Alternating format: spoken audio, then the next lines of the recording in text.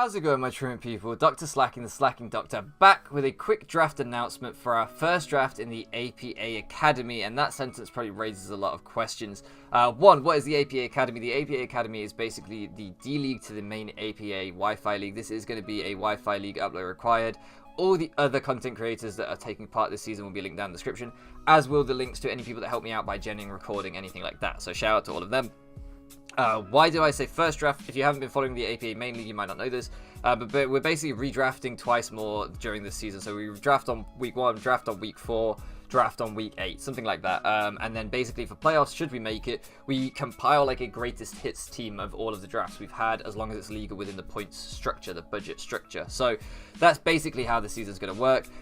What was the other question that might have been raised by me saying that? Why draft announcement rather than draft analysis? Basically, I feel like draft analysis at this point in the meta are kind of played out. You've seen tons of them. You know what most mons do.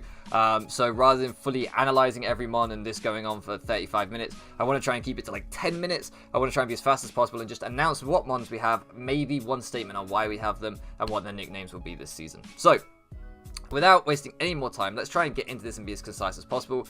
Shout out to Panther2 for inviting me to this league. I was absolutely flattered to be invited. Shout out to just Curt, because if it wasn't for him, I don't think Panther would even know who I am. And shout out to my front office for helping me draft as always.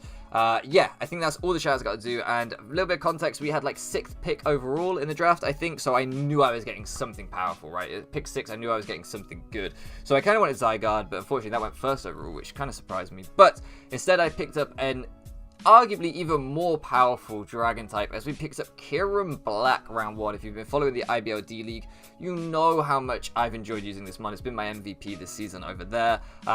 Arguably the best breaker in the format that isn't a Mega Evolution. Arguably the best breaker full start, but I would say maybe some Megas are better. But still, Kyurem Black is so powerful, so bulky, so just fantastic. Kyurem Black this season is going to be nicknamed Infinite. I don't need to tell you much about this mon. You already know how good this thing is. And if you don't, watch this season and you will find out, I'm sure, how good this thing is. And also bear in mind, for playoffs, we get to compile our like greatest hits collection, if you like. Kicking off the whole season with Kyurem Black means, should we make playoffs, we can have Kyurem Black already for playoffs guaranteed, which is just an incredible start, right? Whatever else we pick up is going to be heat. So then round 2, I decided to pick up Gliscor. Why? It gives me a pivot into Kyurem Black, and it gives me great removal for Kyurem Black. Kyurem Black does not want to take 25% from rocks every time it comes in, because it is so bulky, it can take hits from things. So you want to keep it healthy to be able to break the things that it can take hits from and just beat down the opponent's team. And you want to get it in for free as often as possible, which a slow U-turn gives us from Gliscor. Speed Pass is also allowed in this league, so Agility Phantombass into Kyurem Black. Whoo! That's got to be scary. My opponents have got to think about that. I'd be worried about it. If we ever bring it, it will be very intimidating. Gliscor, of course, is a status absorber as well. It means it can't get Will-O-Wisps and stuff once the toxic heal is up, which is really nice for Kyurem as well. This season, Gliscor is going to be nicknamed Batfink. If you've been following the IBL D League, as I previously said, then you will have seen Batfink Jr., our Gligar, putting in work. Well, now we have Batfink Senior, so hopefully Batfink can put in work this season.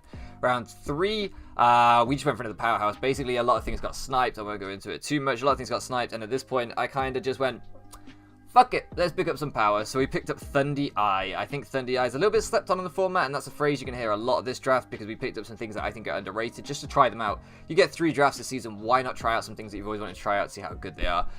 Crucially, this is an open Z League, so Kyurem Black, not only crazy powerful, infinitely powerful you might say, but it has free Z, and so does Thundy Eye, so that's 2 phenomenal Z users in our first 3 picks. Fantastic. Nasty Plot setup on Thundy Eye, Defiant setup on Thundy Eye, and get things to defog on us or Intimidators or anything like that. Makes Thundy Eye really useful. Thundy Eye also has Prankster support moves with things like Defog, T-Wave. Probably never will run it, but you never know. And it can U-turn out into Kyurem Black. This season it is going to be nicknamed Will Smith. I should say quite a few of my nicknames will be references to different things. Some of them won't be, some of them will be. You kind of have to guess if they are or not. And if you want to guess which ones are references and what they're references to, let me know in the comment section, because it's always fun to see what people think I'm referencing with different ones and whether I am or not. Yeah, it's just a bit of fun that I like to play with these drafts now. Then round 4, I knew that I wanted to start rounding out my cores, Fairy, Dragon, Steel core, so I picked up my Fairy and I picked up Florges. Again, like Thundy Eye, like Gliscor, gives me removal, although Thundy Eye obviously not the best remover, but still, Florges and Gliscor, very viable removers in the format. Gives me wish support, so I can wish into Kyurem Black. If I get Kyurem Black in on a wish after it's always been whittled down like to 40%, then it goes back up to full. My opponents are just going to be like, oh. I have to deal with this thing again coming in, just firing off moves again. It's so cool. Also gets synthesis on its own floor just so it can heal itself up, like I say, reliable remover, and actually quite powerful in its own right. I think it has like 120 base special attack, something pretty decent.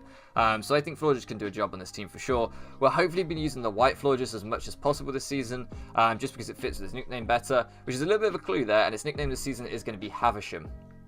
Now, moving into round 5, we picked up another breaker because I felt like I needed some firepower, and my front office assured me that this thing is going to be a good breaker, and crucially has a really nice speed tier for my team, and I think has a really nice speed tier for a breaker full stop. I think its speed tier is a little bit underrated, and that is Mienshao, hitting that 105 base speed, perfectly splitting the difference between Kieran Black and Thunder Eye at 95 and 111. I think it's a little bit misused in the format, a little bit underrated. It tends to just be Scarf, regen, AV, regen, Life Orb, regen. Make this thing reckless. Like, just sometimes if you ever draft Mienshao, just 1 or 2 matchups, bring it reckless, click high jump kick, and what things die. Watch things die, because this thing hits so damn hard. It hits so hard, it gave me a lisp. That's how hard it hits. No, this thing is really fun. And like I say, at 105 speed, it's got a decent speed tier. It just rounded out things perfectly for me. Shout out to one guy. I know this is his mascot for his draft league teams, and I would have nicknamed it after him. But his name's Elliot, and Mienshao does not look like an Elliot. I'm sorry, it just doesn't look like an Elliot. So this season, instead, Mienshao is going to be nicknamed Brittany. Now, moving into round 2, 4, 5, 6. Moving into round 6, we picked up Forretress. Forretress wasn't my first choice of Mon. I don't think it's anyone's first choice of Mon very often.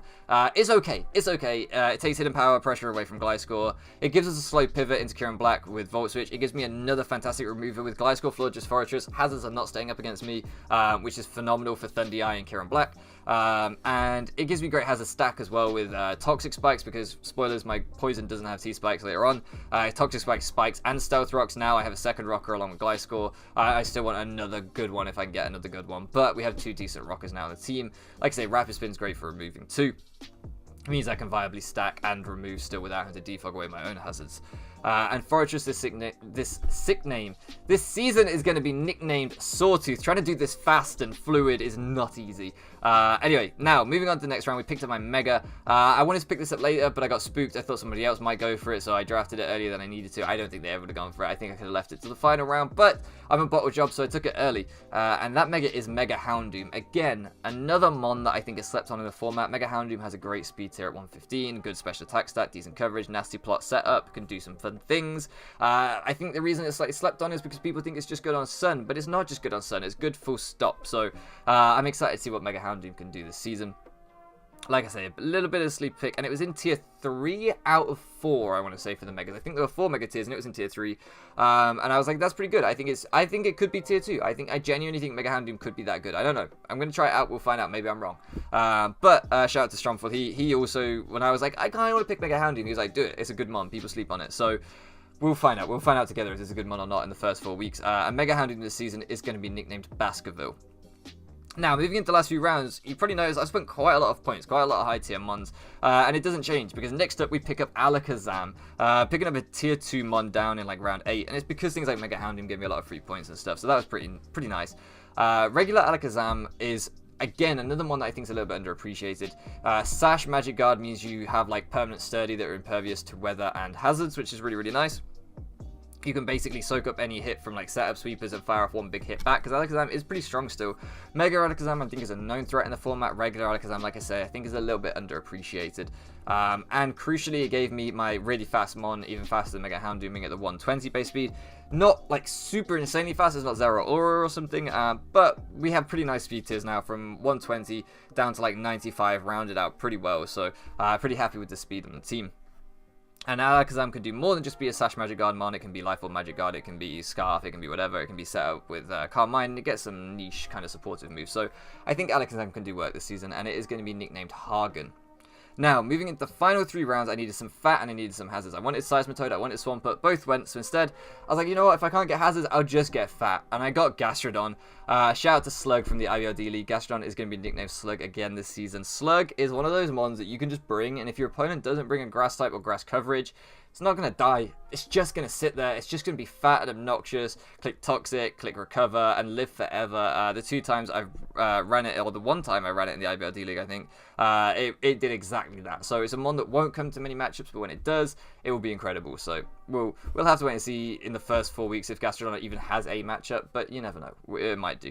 Yeah, I think Slug can do work on this draft. It covers our kind of fire weakness a little bit with Fortress. Doesn't really have our ice weakness with Glycerol, which sucks. Which is another thing I forgot to say about Baskerville. Our Houndoom. Flash Fire before we Mega Evolve is really, really nice too, of course.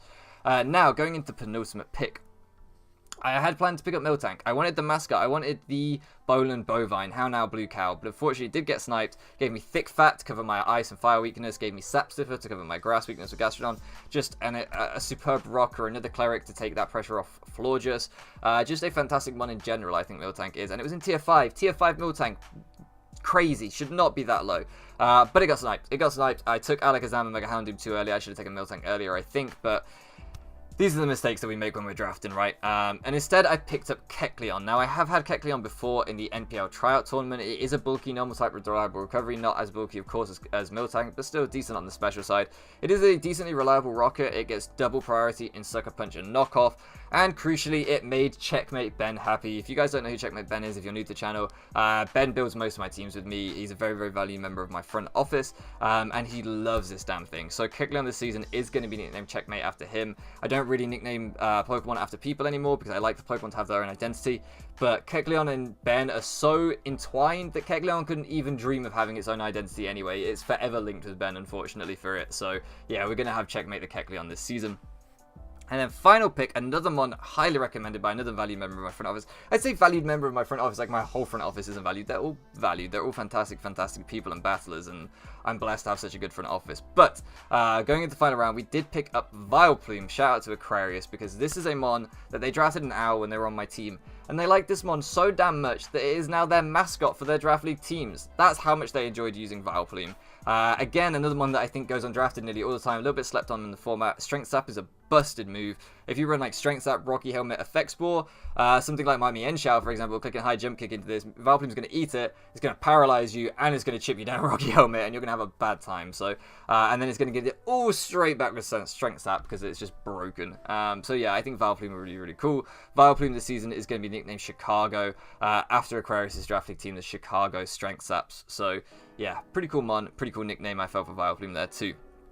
And that is your draft for the Bowland Bovines. Now, like I say, I'll be back with another one of these draft announcements in like 4 weeks time, because we're going to do like another, like I say, we draft on week 1, week 4, week 8, I believe it is. So we're going to have some more draft announcements coming up this season. Hopefully I'll get faster and faster with them each time. But let me know what you think of this first draft. There's some potential here. I think there are things to work with later on the season should we make playoffs. And I think there are some threats that you don't usually see drafted that I'm excited to use. Let me know if you're excited to see them in action too. Week 1 will be up on Sunday. This will be going up Sunday, meaning the IBLD League, the remaining games will be pushed to Mondays. That's fine. There's not too many games left in that season anyway, so no problems there. And yeah, let me know what you guys think. On Sunday, we're taking on GarchompTheGod and his Lawrence Talonflames. We've already played that battle. It's a fantastic battle, so be sure to check that out on Sunday. If you're new here, please do hit that subscribe button. Please do stick around, because I think this season is going to be a lot of fun, and we have a lot of other Draft League content on the channel that's a lot of fun too. So, all that being said, I'm going to shut up now, because this isn't nearly as short as I'd hoped it would be. I'm starting to lose my voice. Thank you so much for looking around with me, guys, and I'll catch you again next time.